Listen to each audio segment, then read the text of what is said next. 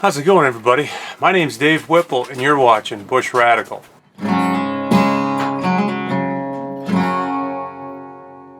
So a lot has happened since the last time I filmed anything on this cabin. Mainly what happened was July. July here in Fairbanks got hot and we had some pretty humid rainy days. That causes a lot of problems for logs, mainly mold. Let me show you what I'm talking about. As you can see, the bottom of my logs here have taken a nice coat of mold on them. That is no fun. You can see some of the new ones I put up. They have kind of a light mold mist, I guess. Now, unless you have dry logs and you put them up and you seal them, you're gonna have to deal with mold when you're building a log cabin. So long as you can't just put it together in a weekend, seal it all up and be done. I've been doing this as I have time to do it all through the summer. So the month of July, it was so hot, logging was kind of out of the question. And then when it got rainy, we got mold. Now this is my fourth log cabin. My first one was in 2001. It was just a little cabin. In 2003, I built a log house. I dealt with a lot of rain on that, so we had the same issue. 2008, I built a great big log house. Same issue, lots of rain. And this one, not as much rain, but really green logs and humid conditions, and we're getting into mold again. Now, it's not a big deal. You think it might be, but it's really not. A little bit of bleach and a little bit of water, scrub the logs up, the mold just vanishes. As you can see back here, the corner posts on the cabin, they were black this spring because I left them under a tarp, and the humidity from the ground and the moisture and whatnot, and they turned black. A little bit of bleach and water scrubbed them right up. So that's something that's going to happen, and then they can get sealed up and I can chink it at another time. But I'm running out of season. I've got to get as much as I can done in the next 10 days because I'm headed south. I've got some business to take care of down in the States and I'm just out of time. So let me show you where I'm at. Not really a heck of a lot farther than before. As you can see, I bought a 16 by 20 blue tarp and I nailed it all around the top and funneled it down into this rain barrel over here. So when it pours, as opposed to the floor getting wet, floor is sealed, but you know, it's still not good to get it soaked. As opposed to it getting soaked when it rains and the logs getting splashed up, now it all goes into this barrel. When the barrel gets half full, I just tip it over. This morning, I put these top logs on both of the windows, and now I'm ready to start setting floor joists. Now the floor joists I'm going to use are just logs. I'm going to take a log, I'm going to one-side it, so I got a flat side on the top, and I'll probably have to two-side the ends so it sits flat. And let me show you my first log I got ready to go. Here is my first log. I cut this out of the woods yesterday. It's the straightest one I could find. It's one-sided on the bottom, though you can't see it. And I pulled it with a rope and a handle from way over there.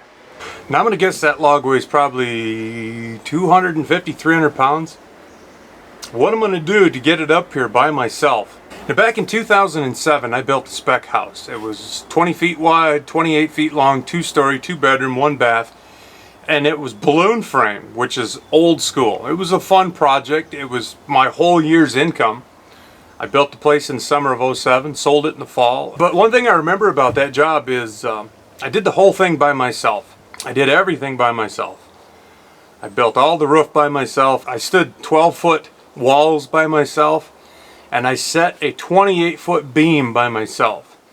And working by yourself, you kind of start getting these little ways of doing stuff. Now this log down here, it's got to be 300 pounds. It's wet, it's green, it's probably 9 inches around, and it's 16 or 17 feet long. And what I'm going to do with this thing, I'm going to pick it up, I'm going to set it on the floor, I'm going to pull it in here so it's setting all the way across the floor. I'm going to trim the ends up so the ends are flat on the bottom, so it'll sit flat. And then I'm going to set it the same way I set that beam on the spec house. And that is, I'm going to pick one end up, get a ratchet strap around it, hook it to the double top plate up here. I'm going to pull it up, ratchet it in. I'm going to go to the other side. I'm going to pull it up, I'm going to ratchet it in. And once I get it high enough, I'm going to set it up on top of these headers and screw it into my top plate so it isn't going to go anywhere. Now once it's up on the headers, the job's done. I'll just go get the next one and I'll do the same thing. There's only going to be 5 of those big joists. And the reason being is I'm just going to use heavier flooring. I'll probably use like an 1.5 inch plank, and you know, they're like 3 feet apart. That's the game plan. Let's go get this thing in here. Oh man.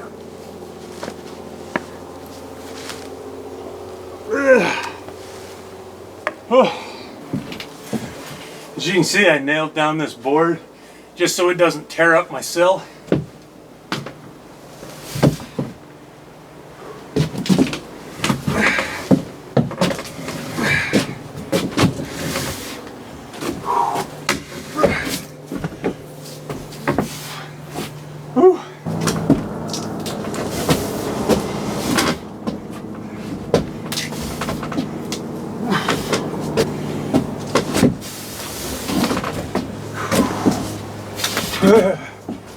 It's kind of hairy.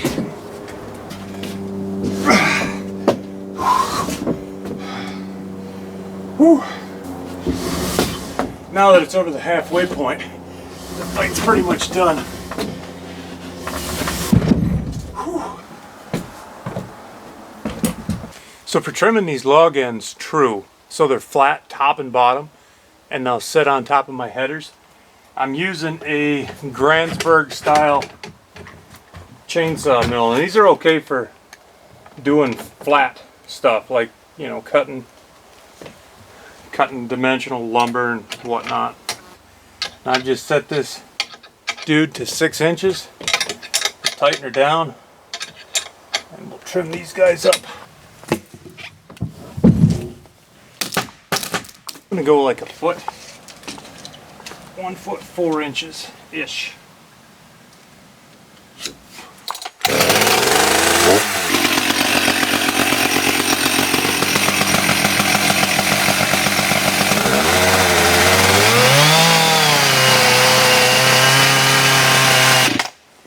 Not really much to do on this side.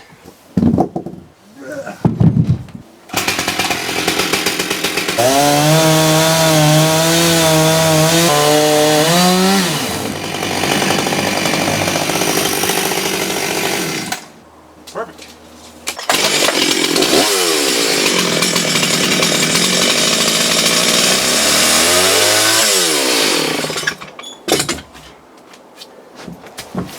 Here's what I'm doing. I'm going to set this bugger up on that sawhorse like so.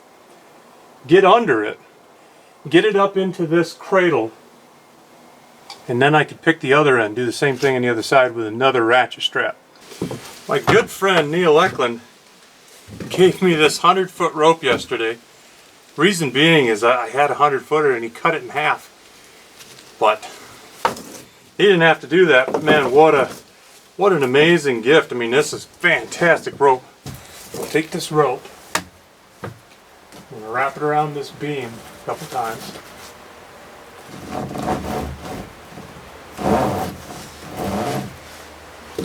Maybe put like a half a clove into something.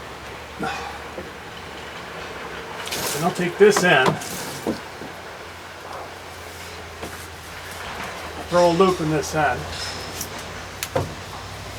and I'll run the live end through it, like so.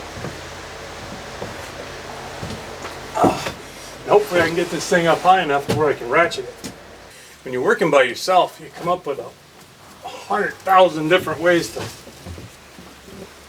not have to have another person. Okay.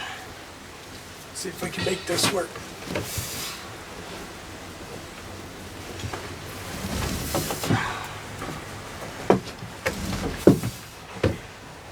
Just a little farther and I'll be able to put that ratchet on there. Maybe I don't need the ratchet. Maybe I could just use this rope on both sides. We'll figure it out.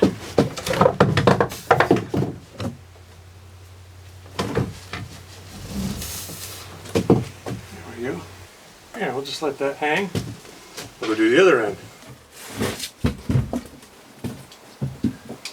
Truthfully, a lot of log work is kind of repetitious and kind of boring. But setting 300-pound logs up above your head by yourself That's kind of cool. That's exciting.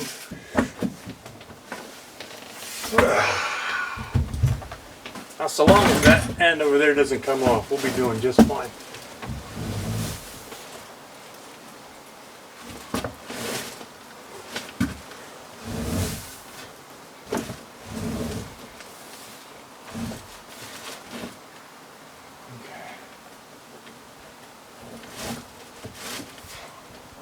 This is kind of cool, actually. I can work both ends of this rope, having 100 foot of it. Thank you, Neil. And that way, I've always got tons of rope left. I'll pull that knob up yonder.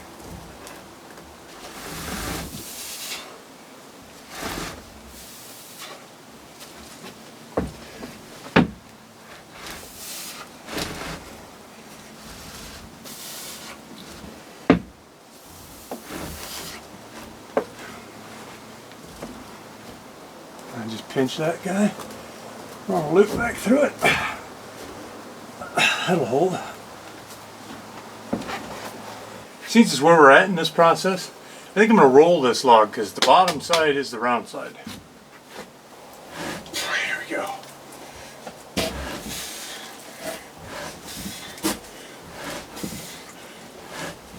Okay, now I think my next course of action here, I'm going to set that end up. Then I can come over here and just get underneath this guy and set that guy up. So long as I can keep my shoulder under it and just lift it up into place, shouldn't be too big of a deal. If I got to get it up over my head, whew, no thanks.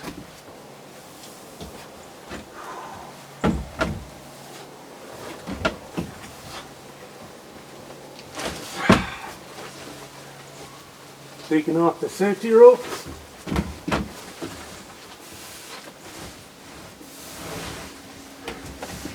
Sliding that honky in. Ooh, it's far enough. Brooke would probably have a conniption if she saw me doing this, but I've done it before when she's not around. The only difference is she's probably going to see it this time. But really, this is, other than packing the log, it's kind of a one-person job. So long as that end over there doesn't decide it wants to come my way, this will all work out fine.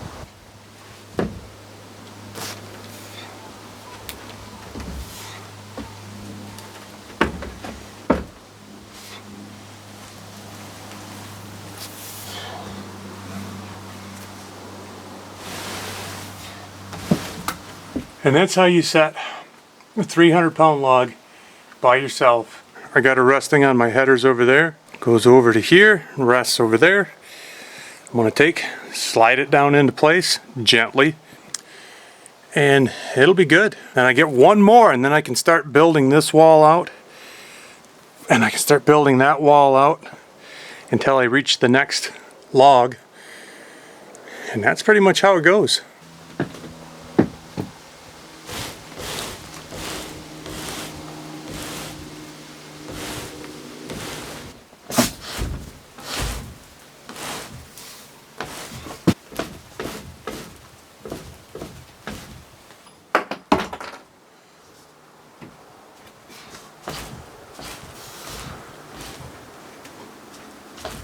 Now I could keep filming from here, but it's pretty much going to be the same rodeo over and over and over. This is one of the more exciting parts of doing something like this. So I'll turn the camera back on and update you when there's a little more action going on. But right now this is just slow and easy, one move at a time. Get it up, get it into position, get a log screw in it, then just hang out. Thanks for watching Bush Radical. Be radical, eh? See you soon.